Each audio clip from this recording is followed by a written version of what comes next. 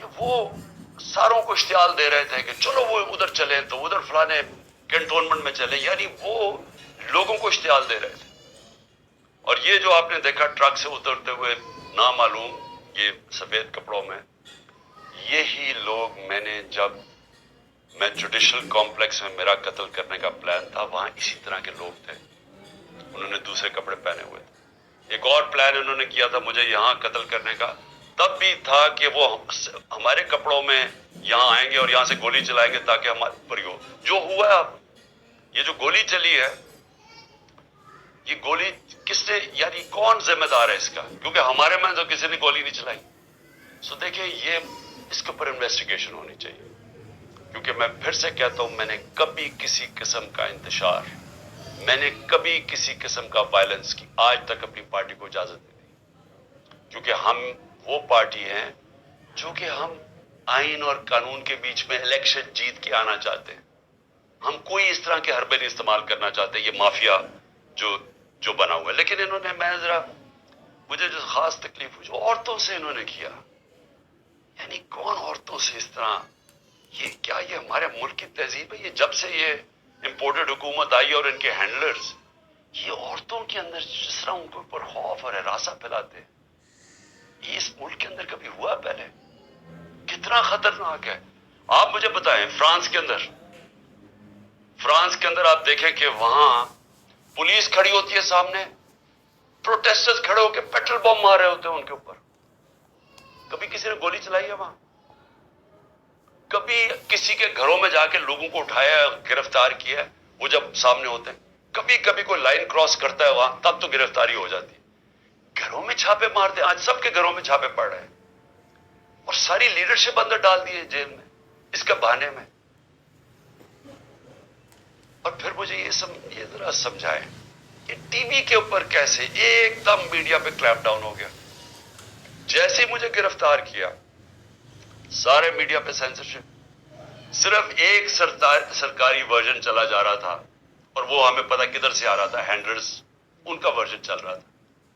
چاہے جو بھی چینل ہو جو کہ پہلے ہمیں دکھاتی تھی، سب چینلز ایک ہی چلانے شروع ہو گئے کہ جی شر پسند ہے پی ٹی آئی، ایک ہی چیز چلنی شروع ہو گئی۔ ہمیں پتہ ہے کدھر سے فیڈ ہے، ایک تو ہمیں عقل بھی اتنی نہیں ہے کہ تھوڑی سی عقل استعمال کرو، سب کو ایک ہی فیڈ دے رہے تھے کہ شر پسند ہیں، یہ ہیں، انہوں نے وہ کیا۔ اور اس کے بعد میڈیا کے اوپر کلیم ڈاؤن کے چینلز کے اوپر پڑ گئے۔ اس کے علاوہ اب مجھے یہ سمجھائیں کہ عمران ریاض خان کدھر غائب کیا ہوا ہے؟ کیا اس کا قصور یہ ہے کہ وہ اس امپورٹڈ حکومت اور اس کی لائن پہ چلتا نہیں ہے؟ کیا اس کا یہ قصور ہے؟ اس لیے وہ پہلے اسے اٹھایا، اسے غائب کر دیا۔ اور مجھے خطرہ ہے، میں سب کے سامنے کہنا چاہتا ہوں، اس کے اوپر تشدد کریں گے، کیونکہ ہمارے کئی لوگوں کے اوپر، اعظم سواتی اور میں کئی لوگوں کو بتاؤں گا، علی امین، ان کے اوپر انہوں نے تشدد کیا، اور مجھے خوف ہے کہ اس کے اوپر بھی تشدد کریں گے، کیونکہ عمران ریاض آخر میں کہہ رہا تھا، ایئرپورٹ جا رہا تھا، ملک چھوڑ کے جا رہا تھا، جب اس کو ایئرپورٹ سے پکڑا ہے، اس کو بھی خوف تھا کہ ارشد شریف سے جو ہوا ہے وہی لوگ اسی سے وہی کریں گے، اور اس کو اب جیل میں رکھا ہوا۔ میں ساری قوم کو کہنا چاہتا ہوں، آپ کو سب کو اپنی آواز اٹھانی چاہیے کہ ایک صحافی کے پیچھے جس کی سب سے زیادہ ویورشپ ہے، اس کی یوٹیوب پہ ویورشپ دیکھیں، اس کو ٹی وی چینل پہ نہیں کام کرنے دیتے کیونکہ یہ ان کی لائن فالو نہیں کرتا۔ اس کے اوپر، اس کو خطرہ یہ ہے کہ یا اس کے اوپر بڑا تشدد کریں گے، اور ہمیں یہ بھی ڈر ہے کہ اس کو مار نہ دے، کیونکہ ابھی تک وہ پولیس کہہ رہی ہے جی ہمیں نہیں پتا وہ کدھر گیا، ہمیں پتا ہے وہ کدھر ہے، مجھے پتا ہے وہ کدھر ہے، اور اس کے اوپر کچھ ہوا تو پھر یہ لوگ ذمہ دار ہوں گے، وہی جنہوں نے ارشد شریف کا قتل کیا تھا، جو ذمہ دار ہیں میرے اوپر، جنہوں نے قاتلانہ حملہ کروایا تھا۔ پھر اس کو بھی اٹھا کے لے گئے، اور یا مقبول جان کو، بزرگ آدمی ہے، یعنی ٹھیک ہے، وہ اس کی اپنا رائے ہے، اس کی اپنی فالوئنگ ہے، کیونکہ وہ آپ کی آفیشیل لائن کے ساتھ نہیں ہے، کیونکہ وہ بھیڑ بکریوں کی طرح آپ کی لائن پہ نہیں چل رہا، کیونکہ وہ کنٹرول نہیں ہے، اس کو اٹھا کے لے گئے۔ آفتاب اقبال کو پکڑ کے لے گئے، اس کو ذرا چھوڑ دیا، لیکن اس کو بھی اٹھا کے لے گئے، اس کی تو لائن ہی کچھ اور ہے۔ لیکن کیونکہ شاید اس نے عمران خان کے لیے کوئی پروگرام کر دیا ہوگا، یعنی یہ ایسی فیشزم،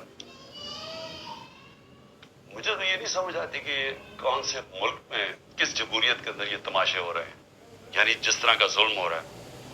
اس کے بعد جب پبلک کا ریئیکشن آیا تو یہ پبلک کا ریئیکشن اس سے بہت زیادہ آنا تھا۔ جہاں تک مجھے پتا ہے اوورسیز پاکستانی، اب وہاں تو ہم نے کچھ نہیں نہ کیا، وہاں تو ہمارا کوئی پی ٹی آئی کا وہ نہیں تھا۔ آپ دیکھیں کہ بیرون ملک پاکستانی جو سب سے بڑا اثاثہ اس ملک کا، جس کی وجہ سے انشاءاللہ پاکستان اٹھے گا، ہمیں کوئی آئی ایم ایف نہیں اٹھائے گا، کوئی جو ہمارے دوست ملک ہیں ان سے بھیک مانگ کے نہیں، یہ اٹھائیں گے ہم۔ ان کا ریئیکشن دیکھیں کیسا ہے، ایک دم نکلے ہیں وہ لوگ۔ اور وہ کیوں نکلے ہیں؟ کیونکہ وہاں ان کو پتا ہے کہ ایسی حرکتیں جمہوریت میں نہیں ہوتی، آزاد ملکوں میں ایسی حرکتیں نہیں ہوتی۔ وہ باہر بیٹھے ہوئے ہیں، میں بات کر رہا ہوں مغرب میں، امریکہ میں، انگلینڈ میں، یورپ میں، پرائے ملک ہیں، ان کو اس ملک سے زیادہ آزادی ہے، وہاں وہ زیادہ آزاد ہیں کیونکہ وہاں رول آف لا ہے، ان کے حقوق کی حفاظت کرتے ہیں وہاں کے قوانین اور ان کی عدلیہ، وہ آزاد لوگ ہیں، اس لیے وہ بول رہے ہیں۔ یہاں انہوں نے اتنا خوف اور ہراساں پھیلا کے، ڈرا کے، ڈنڈے مار مار کے لوگوں کو سمجھ رہے کہ کنٹرول کر لیں گے۔ میں آج پھر سے یاد کرانا چاہتا ہوں ایسٹ پاکستان کا، میری زندگی میں ہوا ایسٹ پاکستان مارچ 1971 کے اندر، میں وہاں میچ کھیلنے گیا تھا ایسٹ پاکستان کی انڈر 19 کے خلاف۔ ہمارا جو جہاز واپس آیا تھا وہ آخری جہاز تھا۔ مجھے ابھی بھی یاد ہے کہ کتنی نفرت ہو گئی تھی پاکستان کے خلاف۔ ہمیں تو یہ پتہ ہی نہیں تھا، اسی طرح جس طرح آج میڈیا کنٹرول کر رہے ہیں تب یہ میڈیا کنٹرول کر رہے تھے۔ فرق یہ ہے کہ آج سوشل میڈیا ہے، اور انہوں نے سوشل میڈیا ہی بند کر دیا اس دوران، کیونکہ یہ اپنا ورژن دینا چاہتے تھے کہ شر پسند اور بتانا چاہتے تھے، انہوں نے سوشل میڈیا بند کر دیا، فیس بک، ٹویٹر، یوٹیوب سب بند کر دیا۔ ملک کو کتنا نقصان ہوا صرف اس لیے کہ جناب عمران خان کو پکڑنا تھا، تو وہ ریئیکشن انہوں نے نہیں دکھانا تھا کہ اس کا ریئیکشن کیا ہے۔ تو ایسٹ پاکستان میں بھی یہی ہوا تھا۔ ہمیں یہاں کنٹرول میڈیا، پاکستان ٹائمز، ہمیں تو خبر ہی نہیں مل رہی تھی، پی ٹی وی تھا۔ وہ میں تو انگلینڈ گیا پڑھنے کے لیے، ادھر مجھے پتا چلا وہاں کیا ہوا ہے۔ آج ہمیں سمجھنا چاہیے کہ ایسٹ پاکستان کے لوگوں سے اتنا بڑا ظلم ہوا، ان کی جو پارٹی الیکشن جیتی ہے، جس کو پرائم منسٹر بننا چاہتا تھا، چاہیے تھا، اس کے خلاف ملٹری ایکشن کر دیا، ملک گوا دیا، تباہ کروا دیے، 90,000 ہمارے فوجی قیدی بن گئے۔ ملک کو نقصان آپ اندازہ بھی نہیں لگا سکتے کتنا ہوا۔ بند کمروں میں فیصلے ہوتے ہیں، چھوٹے سے تھوڑے سے لوگ بیٹھ جاتے ہیں جن کو پتہ ہی نہیں باقی دنیا کیسے چلتی ہے، وہاں بیٹھ کے فیصلے کر لیتے ہیں۔ کیا ان فیصلوں کا نقصان ہوتا ہے وہ بھی نہیں پتہ چلنے دیتے۔ ان کی جب حمود الرحمان رپورٹ لکھی گئی، پاکستان میں شائع نہیں ہونے دی، وہ اتنی طاقت تھی ان کی۔ 25 سال کے بعد ہندوستان میں شائع ہوتی ہے۔ ملک کیسے نہیں چلتے؟ اور میں ذرا آئی ایس پی آر صاحب، ذرا تھوڑا سا، آپ نے کوئی پیچھے میں جب جیل میں تھا باتیں کی، میں ان کو جواب دینا چاہتا ہوں آپ کو۔ دیکھیں، آپ نے ایسی باتیں کی کہ سب سے پہلے کہا جی میں دوگلا ہوں، کہ میں ایک طرف کہتا ہوں فوج میری ہے، دوسرا آپ نے ریمارک پاس کیا، اور تیسرا آپ نے کہا کہ ہم آپ کرش کریں گے ان کو۔ دیکھیں آئی ایس پی آر صاحب، غور سے بات سن رہے ہیں، آپ جب پیدا بھی نہیں نہ ہوئے تھے تب میں اپنے ملک کو دنیا میں ریپرزینٹ کرتا تھا۔ میں نے اپنے ملک کا دنیا کے اندر سر اوپر عزت اپنے ملک کے دیکھ، آپ بھول گئے ہوں گے، آپ پتہ نہیں ہوئے ہوں گے، ذرا چلوا لیں کہ عمران خان نے کیا پاکستان کی دنیا میں عزت اوپر کی یا نیچے کی۔ اور آپ کو یہ پتا ہونا چاہیے کہ جب وار آن ٹیرر ہوئی اور جو پاکستان کی مٹی پلیت ہوئی دنیا میں، کہ ہمارا کیا جی فوج دوگلی ہے، کیونکہ تب مشرف کا مارشل لا تھا، یہ ہمارے سے جھوٹ بولتی ہے، کرتی کچھ ہے، کہتی کچھ ہے، ڈالرز ہمارے سے لیتی ہے اور دوگلی گیم کھیلتی ہے۔ ڈبل گیم، دوگلا تب نام استعمال ہوتا تھا، پاکستان کو ورڈ ہی دوگلا استعمال کرتے تھے، ڈبل گیم کا نام کرتے تھے۔ ذرا انٹرنیشنل میڈیا دیکھیں، کس نے اپنی فوج کو سب سے زیادہ جس کی حفاظت کی، کس نے اپنی فوج کے ساتھ انٹرنیشنل میڈیا پہ کھڑا ہوا؟ جب اسامہ بن لادن، جب وہ ایبٹ آباد میں جو وہ حادثہ ہوا، آپ کو پتہ ہے بیرون ملک پاکستانیوں کے اوپر جو گزری، آپ اندازہ نہیں لگا سکتے۔ انہوں نے کہا ہمارے سے پیسے لے رہے ہیں اور اسی کو اپنے اکیڈمی کے پاس ایبٹ آباد میں پالا ہوا ہے۔ جو ہمیں ذلت ملی تب، کون بولا آپ کے لیے؟ یہاں تو کوئی سانپ سونگ گیا تھا، یہاں تو آرمی چیف کے منہ سے چون ہی نکل رہی تھی، یہاں تو کوئی بولتا ہی نہیں تھا، نہ پرائم منسٹر تھا، وہ گیلانی تھا، نہ زرداری۔ 4-5 دن سناٹا چھایا ہوا تھا، وہ آ کے مار کے چلے گئے، ہمارے ملک میں دنیا میں ذلیل ہوئے ہم۔ میں بولا تھا، میں ساری جگہ اپنی فوج کو ڈیفینڈ کیا ہے۔ میرے 3.5 سال میں دیکھیں کہ پاکستان فوج کا امیج اوپر تھا یا نیچے تھا؟ ذرا اٹھا کے دیکھیں، آپ کے سامنے ہے وہ ہے۔ کیا فوج کا امیج اوپر گیا یا نیچے گیا؟ فوج کو لوگ پسند کرتے تھے۔ جب ایک آرمی چیف نے میری کمر میں تو چاقو مارا، لیکن پاکستان کے بدنام ترین مجرموں کو آ کے اوپر بٹھا دیا، تو کیا میری وجہ سے فوج کو برا بھلا کہا گیا یا اس آدمی کی وجہ سے جس نے، اس نے کیا سمجھا کہ لوگ یہ بتائیں نا، کیا لوگ چونٹیاں ہیں؟ کیا لوگوں میں عقل نہیں ہے؟ کیا لوگ بیوقوف ہیں کہ جدھر آپ لگائیں گے ادھر لگ جائیں گے؟ کیا لوگ 30 سال سے ان لوگوں کو نہیں جانتے تھے؟ اسی فوج نے، میں نے اپنے کانوں سے سنا ہوا ہے، جب مجھے ISI نے بریفنگ دیا کہ انہوں نے کتنا، اب سے نہیں 25 سال سے میں سن رہا ہوں کہ کتنا پیسہ انہوں نے چوری کر کے ملک سے باہر لے کے گئے ہیں، کہ جی اب چائنا سے واپس آئے تو یا زرداری نے یہ ڈیل کی ہے تو فلانی پراپرٹیز، ہمیں جو انہوں نے پراپرٹیز دکھائی ہیں وہ اس سے اربوں ڈالرز کے اندر پراپرٹیز ہیں، اور ایک تو ہم کہہ رہے ہیں کہ اب جناب فیصلہ ایک آرمی چیف نے کیا ہے تو بھیڑے صاحب ادھر چلے جائیں اور اس کو کہہ کے جی بڑا اب بہت اچھا کیا، اور اب عمران خان بولا یہ اچھا ہے۔ لوگوں نے نہیں تسلیم کیا، میں نے نہیں برا بھلا کہا فوج کو، جو آرمی چیف کے ایکشنز تھے اس نے اس ملک، اس کی ہماری فوج کو برا کیا، اس کی وجہ سے ہوا، میری وجہ سے نہیں ہوا۔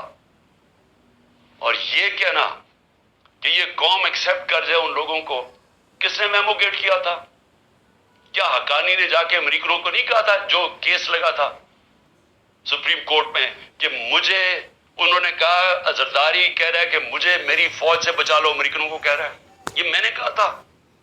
کیا جب نواز شریف جا کے چھپ کے کھاٹمانڈو میں مودی سے چھپ کے ملاقات کر رہے ہیں کہ جی میری فوج کو نہ پتہ چل جائے، اور اسے، اور پھر وہ جو ڈان لیگز میں جب وہ کہتا ہے ڈان لیگز میں کہ جی دہشت گردی انڈورس کر رہا ہے ہندوستان کو، پھر کہ فوج دہشت گردی کر رہی ہے، آپ ان لوگوں کو اوپر بٹھا دیں اور ہمیں کہیں کہ ہم ان ساروں کو تسلیم کر لیں، اور ہم اگر پروٹیسٹ کریں تو ہمیں جیلوں میں ڈال دیں، ہم پروٹیسٹ کریں ہمارے اوپر FIR کاٹ دیں، ہم کچھ کریں آپ اینٹی اسٹیٹ ہمیں قرار دے دیں، لیکن آپ سب کچھ ٹھیک کر رہے ہیں۔ مجھے گولیاں لگی ہیں، مجھے پتہ ہے کس نے کون ذمہ دار ہے۔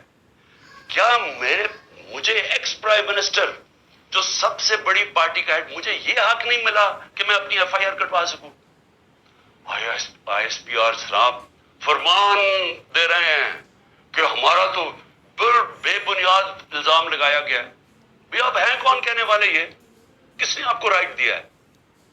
ملک کا آئین یہ کہتا ہے کہ جس کے اوپر واردات ہوتی ہے اس کا رائٹ ہوتا ہے FIR کٹوانا، تفتیش ہو، پھر وہ بے بنیاد ثابت ہو، بے قصور ثابت ہو جائے، بسم اللہ۔ لیکن آپ تو بیٹھ کے فرعون کی طرح فرمان پاس کر رہے ہیں کہ جی وہ تو ہمارا، میں نے تو غلط الزام، اور یہ کہنا کہ عمران خان جھوٹ بول رہا ہے۔ آپ کو شرم آنی چاہیے ایسی باتیں کرتے ہوئے۔ عمران خان کو 50 سال یہ قوم جانتی ہے۔ اس قوم کی تاریخ میں اگر کسی ایک آدمی کو اس قوم نے سب سے زیادہ پیسہ دیا ہے، جو سب سے زیادہ خیراتی کام وہ عمران خان کر رہا ہے. اور وہ کیوں دیتے ہیں؟ کیونکہ انہیں پتہ ہے کہ وہ دیانتدار آدمی ہے، وہ چوری نہیں کرتا پیسے، وہ سچ بولتا ہے. عدالت کے اندر جب میرا کیس لگا فلیٹ کا، عدالت نے سپریم کورٹ نے کہا صادق اور امین ہے. آپ کو کس نے اجازت دی ہے کہ یہ کہنا جی جھوٹ بول رہا ہے یا دوگلا ہے؟ آپ کو شرم آنی چاہیے. کبھی آئی ایس پی آر نے اس طرح کی باتیں نہیں کی. آپ تو کود کے آگے پالیٹکس میں، آپ پارٹی بنا لیں اپنی. اور میں اس کے علاوہ مجھے بڑا اس چیز اس طرح کے کام لگانے، اور آپ کو پتہ ہی نہیں آپ بات کر رہے ہیں، اور اس آدمی پہ لگا رہے ہیں جس کو ہمیشہ وہ چاہتا ہے کہ اس کی فوج مضبوط ہو. اور میں آپ کو یہ بتاؤں، میں ڈرامے نہیں کر رہا، کیونکہ میرے پیسے ملک سے باہر نہیں پڑے ہوئے. میں نے بھاگ کے، میرے اوپر 145 کیسز سے ملک چھوڑ کے باہر نہیں بھاگا. میں نے یہ نہیں کہا کہ مجھے ای سی ایل پہ نہ ڈالنا، میں ڈالو مجھے ای سی ایل پہ، میں جانا نہیں چاہتا ملک سے باہر. اور میں یہ آپ کو دوسری بات بتا دوں، وہ لوگ جن کے پیسے باہر پڑے ہیں، جن کے ساتھ آج ہماری اسٹیبلشمنٹ کھڑی ہے، جن کا سٹیک ہی پاکستان میں نہیں، اب جب روپیہ 300 کراس کر گیا ڈالر، ان کو کیا فائدہ نقصان ہوا ہے؟ ان کی تو دولت ڈالرز میں پڑی ہوئی ہے، ان کو تو فرق ہی نہیں پڑا.